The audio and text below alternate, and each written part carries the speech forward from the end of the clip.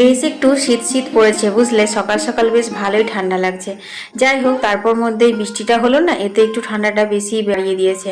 বুবলাকে স্কুলে দিয়ে এলাম, তারপর দেখছি আমাদের দৌড়ে একটা ছেড়ে দুজন মাছওয়ালা। একজন এনেছে গুগুলি, বাছা গুগুলি, আর একজনের কাছে নিলাম মাছ। দুটোই নিয়েছি, কিন্তু রান্না করব একটাই। তো কি রান্না করব? সেটা হচ্ছে ফুলকপি আলু দিয়ে মাছের ঝোল। এবার ফুলকপি খাবো আর এই পাতাগুলো কি ফেলে দেবো? জানো তো, আসলটার চেয়েও কিন্তু সুদ মিষ্টি, সেরকমই কিন্তু ফুলকপির থেকেও ফুলকপির পাতা আরও মিষ্টি। ফুলকপি পাতার ভর্তা যদি একবার বানিয়ে খাও, রোজ রোজ খেতে ইচ্ছা করবে গরম ভাতে, বিশেষ করে এই শীতের সময়। নুন দিয়ে আর সেদ্ধ হতে দিয়ে দিলাম ফুলকপির পাতাগুলো।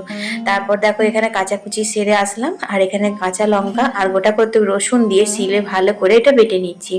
তোমরা চাইলে মিক্সিতেও বেটে নিতে পারো, তবে শিলে বাটার মধ্যে ভাই আলাদা একটা স্বাদ লুকিয়ে থাকে। কড়াই গরম করে সর্ষের তেল দিয়ে তারপর অল্প একটু কালো জিরে দিলাম, তারপর আবার কি ওই পাতা বাটাটা দিয়ে দিয়েছি। এরপর ততক্ষণ ভাজবে যতক্ষণ না দেখবে এই বাটাটা কড়াইয়ে লেগে না যাচ্ছে। ব্যাস, আবার নামিয়ে নিয়েছি। এরপর মাছগুলো ধুয়ে নুন হলুদ মাখিয়ে এক এক করে ভেজে নিচ্ছি।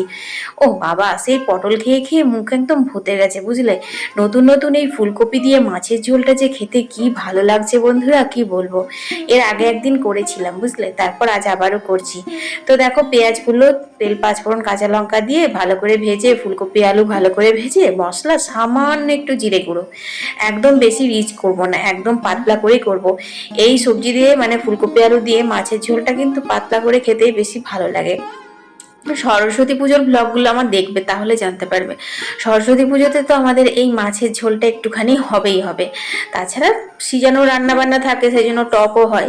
তো এখানে লেবু কেটেছি, এখানে মুগ ভাতে আলু সেদ্ধ করেছি, আর করেছি হচ্ছে বরবটি ভাজা। মায়ের জন্য একটু কাউনের চালের ভাত করব, কারণ তোমাদের বলাই হয়নি আজ হচ্ছে উত্থান একাদশী। মা তো ভাত খাবে না, একাদশীর ব্রত করবে। তারপর দেখো বুবলাকে আমি নিয়ে আসলাম স্কুল থেকে, খাওয়া দাওয়া করে সন্ধেবেলায় আজকে যেহেতু উত্থান একাদশী, তাই একটু সন্ধ্যা প্রদীপটা দেখিয়ে দিচ্ছি, একটু দীপদান করলাম। এই দামোদর মাসে কিন্তু দীপদান করতে হয়, যদিও প্রত্যেক দিনই তুলসী মন্দিরে বাতি দেওয়া হয়, তবু আজ একটু স্পেশাল করে। তারপর আমাদের আদি বিষ্ণু মন্দিরে যে ভগবান বিষ্ণুর আজকে যাদের সেবার পালি পড়েছিল, তাদের বাড়িতে রাতের বেলাতে উত্থান একাদশীর পুজোটা অনুষ্ঠিত হয়েছিল।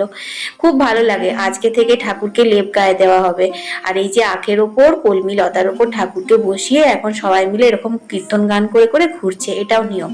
এটা কিন্তু আমি বিয়ের পর আমার শ্বশুর বাড়িতেই দেখলাম, আমার বাপের বাড়িতে কখনো দেখিনি। বেশ ভালো লাগে।